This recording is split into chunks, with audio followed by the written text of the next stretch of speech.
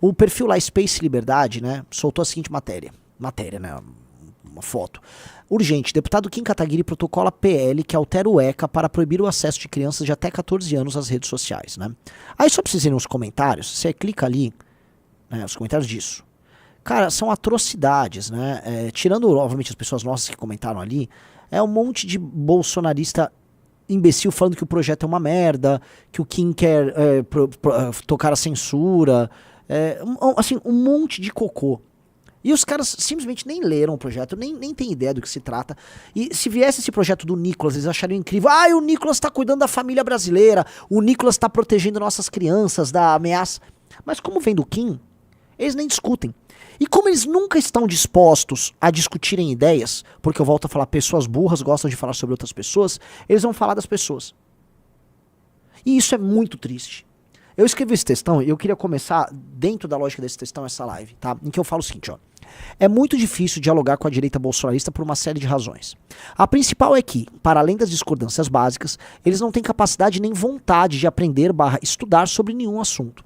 Agem, portanto, com simplificações idiotas, analogias preguiçosas e preconceito puro e simples. Veja esse caso. Kim entrou com um projeto que proíbe redes sociais para jovens até 14 anos. Na China é até 16 e a recomendação do Reich é até 16 anos. Este projeto, você veja que a gente já cede até na abertura do projeto. Este projeto não apenas preserva os jovens de predadores. Ele também é um remédio contra o surto de doenças como depressão e ansiedade crônica que acometem jovens nesse processo de transição entre a infância e a maturidade. Jonathan Haidt publicou um best-seller mundial, A Geração Ansiosa, com provas irrefutáveis sobre esse problema.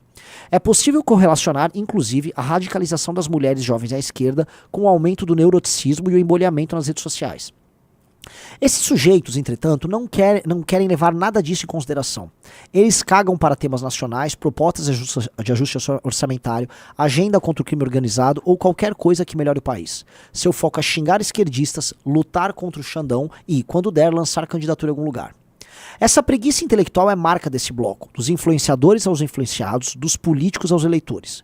E mostra bem a razão de serem, no fim, mero estoque de votos de operadores políticos do Centrão que usam da sua popularidade para continuar levando o país rumo ao precipício. Tá?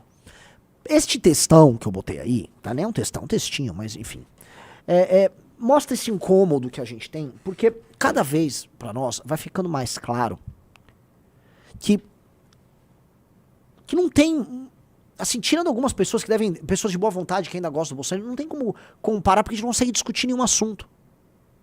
Se a gente quiser falar, olha, a gente tá com um projeto, tá, pensando no aumento da complexidade econômica no Nordeste, pensando até em levar, vamos dizer, focos de industrialização no Nordeste, a gente tá querendo, sei lá, usar a região do Mato Piba para fazer um complexo de biocombustível. Seria um ponto interessante, a gente produz milho, produz soja ali, isso pode ser, a Embrapa pode atuar junto, a gente pode montar refinarias ali, produzir biocombustível, usar a logística que a gente tem ali ao redor do Maranhão para você exportar, inclusive para Estados Unidos, se as relações voltarem a ficar boas, né? Então, tá, podemos fazer um polo, mas que sim, serve ao mercado interno, Mercosul. Pois bem, esse tipo de discussão não existe para esses caras. A ideia de preciso gerar classe média na região Nordeste nem existe. Pra eles, você perguntar, e aí, qual o seu plano pra você começar a gerar classe média no Nordeste? Ah, com certeza, vamos parar com a corrupção, vamos tirar essa esquerda, se tirar o Lula de lá vai resolver. Vão vir umas platitudes dessa natureza. São as simplificações que eu falei. Ou eles vão construir alguma analogia idiota do tipo, o Milei fez tal coisa. Não, o Milei fez algumas coisas, mas assim, eu tô falando agora a gente pensar gerar classe média no Nordeste, o contexto do Nordeste não é exatamente o contexto de Buenos Aires, e não tô diminuindo em nada que o Milei faz. Só tô falando assim, eles vão vir com uma analogia besta, que eventualmente não cabe, entendeu? Essa preguiça já encheu o saco, porque você não consegue tratar de tema que importa. Os nossos, um exemplo disso nós fomos em Brasília agora 2 dias atrás, para obter assinaturas para uma constituinte específica voltada à segurança pública. Alterar, sei lá, artigo 144, mexer no artigo 228, coisas ligadas desde redução de maioridade penal até certas prerrogativas absurdas que não só investigados, mas presos têm, progressão, regime, tudo aquilo que irrita a gente. Pois bem, o interesse desses deputados do bolsonarismo era mínimo. Mínimo. A PEC do Kim, que ele conseguiu a duras penas, ele tá, sei lá, 6 meses pegando assinaturas pra ter essa PEC que, assim, é um alívio para as contas públicas brasileiras. Ele conseguiu as assinaturas agora, depois de 6 meses. E não basta os caras, assim, demorarem pra ter assinado. Eles sequer se mobilizaram. Porque esse assunto não existe pra essa galera. Simplesmente não existe. Aí eu retorno pro Léo. O Léo vira pra um cara como o Superman, e o Superman quer cobrar assim, que a gente tem que se aliar de maneira subalterna à estratégia que eles tocam do Xandão. Tá, entendi.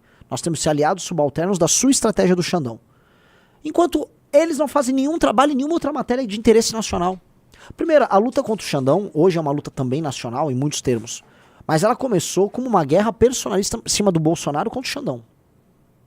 No momento que o Bolsonaro perseguia outras pessoas, incluindo a gente. Então, assim, essa guerra é muito mais deles do que qualquer um. Nesta guerra, o interesse deles é, antes de tudo, salvar o Bolsonaro. A real é assim, se pintar um acordo que salve o Bolsonaro, mas as velhas fiquem presas lá e tá tudo bem pra esses caras. O Bolsonaro toparia hoje esse acordo. Agora, esse acordo. Porque o Bolsonaro sempre foi esse cara que usa e descarta, usa e descarta. Imagina, você acha que o Bolsonaro se preocuparia com pessoas que ele nem conhece, Riso? Já, os caras que ele conhece, ele já usa e descarta. O Mauro Cid ele usou e descartou. Então, há um problema para esses caras, que é o problema Kataguiri, né? Eu chamo de a questão Kataguiri. Que esses caras começam a acumular uma raiva muito grande do fato do Kim ser realmente o único parlamentar de direita que tem tutano, né? Tem cabeça, tem cérebro, e que entrega. E entrega muito em qualquer critério que você for avaliar. O Kim é muito produtivo, o Kim é muito inteligente. Isso dói demais os caras, isso irrita. Outra coisa, o Kim é um sujeito muito íntegro. Então, puta que pariu, isso irrita demais. Aí você vai pegar sujeitos como o Holiday, que são ratos que servem a eles, né? Aí esses caras têm que ficar usando a inveja, que sempre tem, o Holiday sempre teve inveja, desde que a gente fundou o MBL. Então ele fica usando isso pra atacar e tal. E a pressão que essa galera exerce, assim, de negar o trabalho do cara, é um negócio muito feio. Eu falo porque, assim, é feio, ainda que a guerra e política faça parte, a ocupação de espaço faz parte do jogo, porque não é apenas uma guerra contra o Kim, mas é uma guerra, no fim, contra a excelência. O que eu mostro aqui, o que eu mostrei nesse texto, tem uma preguiça em exercer excelência. Há uma preguiça, uma má vontade. Porque o caminho para você ser apenas um parlamentar ruim, um político ruim, um influenciador ruim, tá pavimentado. Puxa o saco do Bolsonaro de dia, grava uns vídeos, manda fazer o L, xinga não sei quem ali, fala que você é de direita, aí depois faz uma live fazendo uma oração, vai pintar os seguidores. E aí tá fácil, você se elege, vende um curso, engana alguém aqui ali, a vida vai seguir. E esses ataques que o Kim sofre, né, por serem um ataque também à excelência, é aquilo que faz você, né, se você, vamos dizer, uma pessoa boa, você começa a cansar de ser honesto, a cansar de trabalhar, a cansar de, vamos dizer, de ter boa vontade, a cansar de tomar decisões difíceis, né? O Kim tá sob perseguição, o Riso, direta nas redes sociais, dos agentes mais diversos há 2 semanas. Sim. Por curiosidade, é um dos períodos mais produtivos da vida do Kim Kataguiri. O Kim tá aí há 45 dias, vamos botar mais, há 2 meses, o Kim está com um desempenho alucinante. Seja de participação na imprensa, de debates, seja de aprovação de projetos, seja de pautar projetos, seja de conseguir assinatura de projetos, seja de passar relatório. O trabalho do Kim tá monumental. O trabalho do Kim tá colossal. E aí, como, né, isso por contraste gera uma sensação muito ruim a quem é fake, a quem é tosco, a quem é burro, aí, cara, é bizarro. Eu vi, assim, aqui a gente, claramente, graças a Deus, começou a perceber o embolhamento lá do Nando Moura. Aí me mandaram, Renan, o Nando Moura está denunciando o negócio do Kim. Eu falei, o quê? Uma votação de 2024. Uma votação séria do Kim. O cara, é um negócio tão escroto desse Nando Moura, que ele veio querer colocar que o Kim estava sendo a favor de batizar a gasolina do carro, né? Sempre para pegar os incautos com, vamos dizer, com qualificações vagabundas. Que é essa coisa, né? Eu vou como o objetivo do cara não é ajudar em nada, porque pra ele o Brasil deu errado, aí ele precisa ficar fazendo esse ataque rasteiro, vagabundo. É um sujeito muito baixo. Igual o Fernando Holliday, que é outro sujeito baixo. Você olha, tanto o Nando quanto o Holliday, são a mesma coisa. São a mesma bosta, né? E o foco sempre no mesmo cara. Porque a excelência, a honra, a integridade do cara é uma coisa, são coisas muito altas. Outro dia, pra muitas pessoas, o Renan se passou, né, falando do Emílio. Mentiram falando do negócio de câncer. Eu estava, como eu disse, falando de coisas ainda piores do que isso, né, que incomodam muito mais esse sujeitinho. Mas por que eu fui tão duro com o cara? Por fato do cara ser baixo com um cara como o Kim. Se tem alguém que eu perco a linha, é o Kim.